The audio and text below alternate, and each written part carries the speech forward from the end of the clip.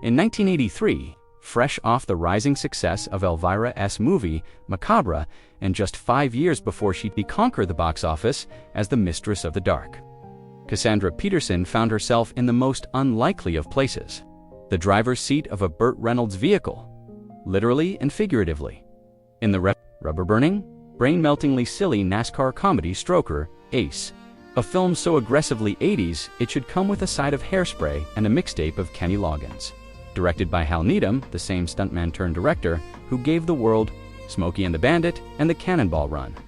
Stroker Ace is exactly what it sounds like: a star-studded, engine-roaring plot-light romp about cocky race car driver Stroker Ace Reynolds smirking through his mustache, his feud with his exasperated sponsor Ned Beatty, his rivalry with a sneering villain named Ogsy, played by Parker Stevenson with zero self-awareness, and his quest to win the big race, while somehow also finding time to flirt with every woman in pit row.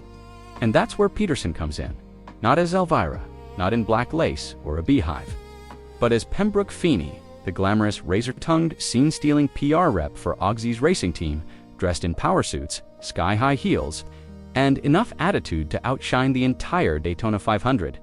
She doesn't get a lot of screen time, maybe 10 minutes, tops, but like a perfectly timed pit stop, she makes every second count. With arched brows, a voice like honey laced with nitro, and a smirk that says, "I know this movie is ridiculous, and I am here for it," Peterson turns Pembroke into a whirlwind of sass and savvy, delivering lines like, "You not racing for trophies, Ogsy, you racing for ratings." With the precision of a pit crew changing tires at 200 miles per hour, she's not the love interest, she's not the damsel. She's the woman running the show behind the scenes, manipulating press, managing egos, and rolling her eyes at the boys. Club antics with the effortless cool of someone who knows she's the smartest person in the room. Even if the room smells like gasoline and ego, the film itself, a critical flop and box office disappointment, bloated, unfunny in all the wrong places, and painfully dated even for '83. Roger Ebert called it a film that mistakes noise for energy, and he wasn't wrong. But Peterson, she's the spark in the engine, the one element that actually works. No horror, no campy monologues, no cleavage jokes. Well, okay, the suits are tight, just pure, unfiltered Cassandra. Sharp, sexy, and utterly in control, proving once again that she didn't need fishnets or fake fangs to command attention.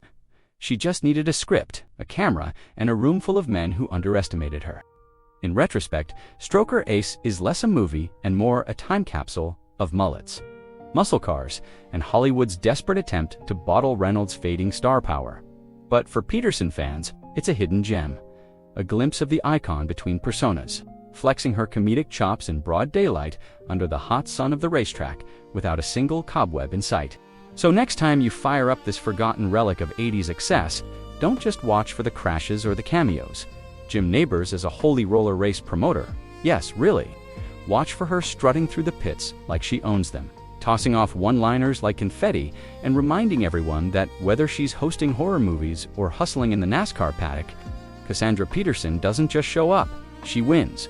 Pembroke Feeney may not have a championship trophy, but she walked away with the only prize that matters: our attention. And she didn't even break a sweat.